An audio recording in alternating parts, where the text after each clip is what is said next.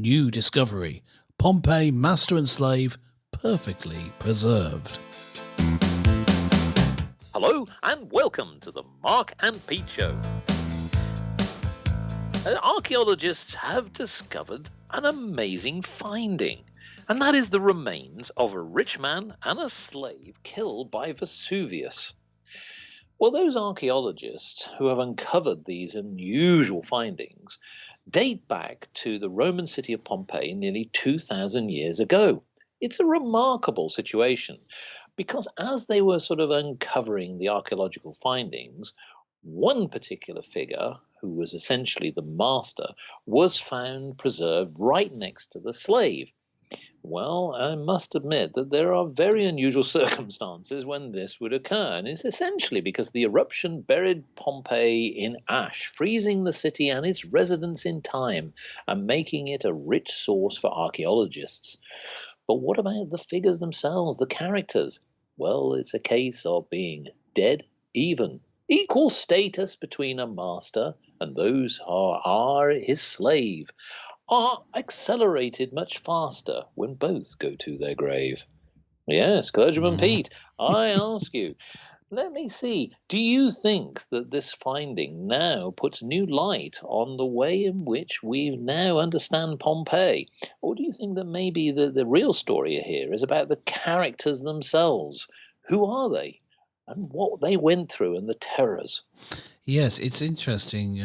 We have pictures of them, and I imagine if you actually could go there and see what was revealed by this dig of these two figures buried in the ash, it looks like it was quite a horrific death. Looks like they're struggling for breath.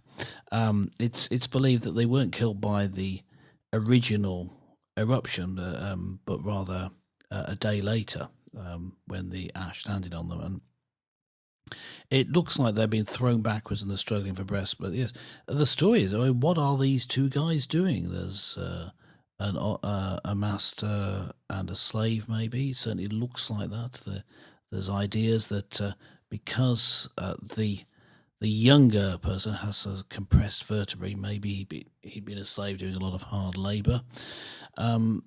It looks like the clothing worn by the two different men are different. One has a sort of pleated garment, and one has a sort of woolen, what looks like a woolen garment.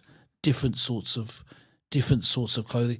I think it's interesting, the story of the two people, but also of the history. You know, in a way, it's not that it reveals something new, but rather it confirms what we thought about people. If you're looking at these two people, they just look like people today, and yet we're talking about a long time ago. In fact, almost in biblical times, the Bible had been completed not long, maybe 10 years before this. The last bit of ink was written down. That was the Bible done. And some Bible interpreters would say that the explosion of Pompeii was one of the sort of signs of judgment that are referred to in the Bible. You know, earthquakes, wars, and Yes. I know that's not exactly a volcano, but it's, you know, volcanoes fit in with it as well. And I'm not so sure myself, but I'm just saying that that's the Roman Empire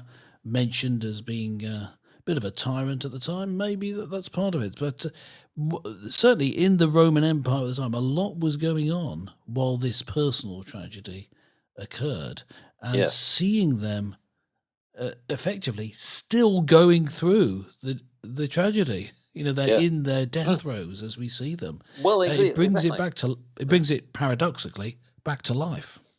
Well, the idea here is that I think that the story is about what were their last moments. What was, for example, the master saying to the servant? Now, the officials say that the wealthy man was around 30 to 40 years of age. And to your point and your observations, there were in the findings traces of warmth that was actually found beneath his neck. So, you know, obviously he was clad in some great garb and robes, but the other man, who was only aged between 18 to 23. Now, the officials at the archaeological site said he had a crushed vertebrae, and it indicated that he, as you said, he was a slave man with manual labor. But I'm wondering what were those last words were and what they were doing at that time. Were they about to eat? Were they about to go somewhere else? Were they really aware of the imminent death that befell them? And it is incredible that it's a death by thermal shock, to the point that, as you say, they are frozen in time, demonstrated by their clenched feet and hands. It must have been horrific. And so I think you sort of then look at the backstory. What were these people's lives like at the time? Was it actually a good life for the servant? I mean, or the slave, as is often described. And it's interesting that they use that term, slave, as opposed to a servant. Hmm. Was it a good life for the servant? In the sense that when you think of a slave, you think that that life was something that was full of hardship. Now, many people will say that actually some people, particularly in the time, and obviously we have to put things in context, people ate well. People actually did have food and availability of things that were, within their means, and weren't necessarily suppressed. So when, of course, we sort of look upon this, we think it bad that that people did have slaves or servants, but that wasn't necessarily the case, was it, Clergyman Pete? No, that's true. I mean, slavery, could be voluntary. I mean, you could decide to be in that position, and people quite often did. Yeah, it was a profession. wasn't necessarily. Yeah, it wasn't necessarily. We today say that we disapprove of slavery, but in fact, we have effectively slavery. It's almost like it depends on what you call something.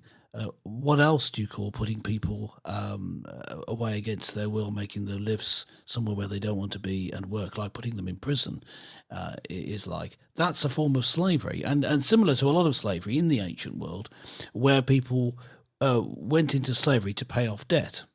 So their crime was they hadn't paid off their debt.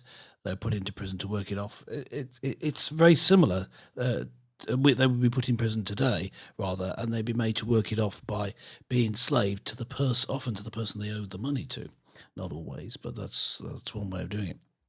So yes, it could have been a good life, and we don't know what the relationship was between these two men. We don't, they may have been friends. Exactly. It may have been a terrible life, and it was glad we that know it was a over terrible after end. being. That's the one thing we do know. It was a terrible end, but maybe not a terrible life. We just don't know. Yes.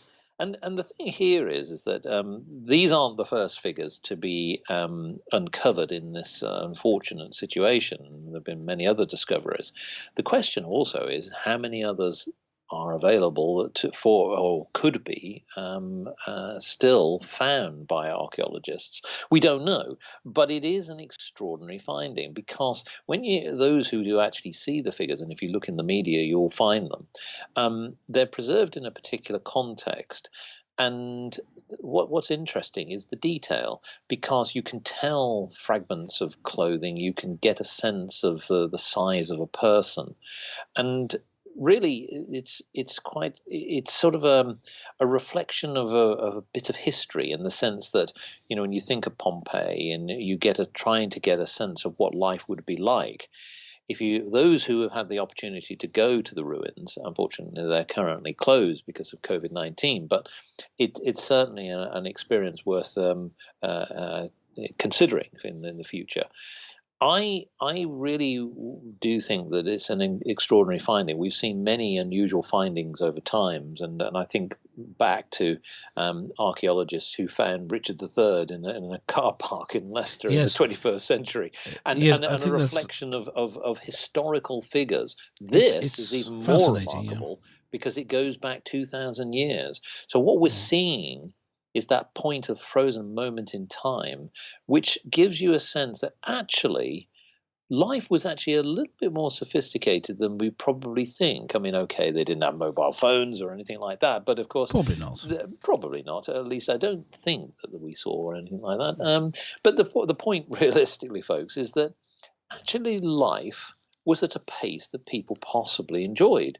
It would be interesting to reach out to some of our listeners who are experts in this sort of period of time, who got a sense of what it was like to be a servant, and to also the master who had the responsibility. How much were they paid? what were their typical duties?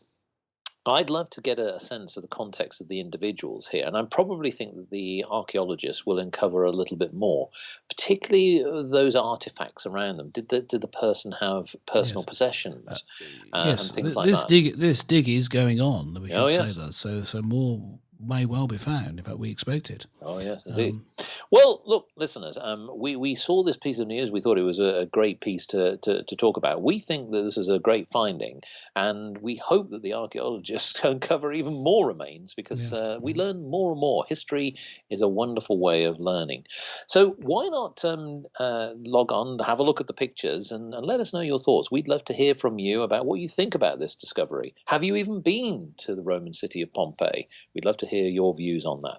Why not log on to markandpete.com and let us know your thoughts. So join us again next time for more topical topics with Clergyman Pete and Businessman Mark.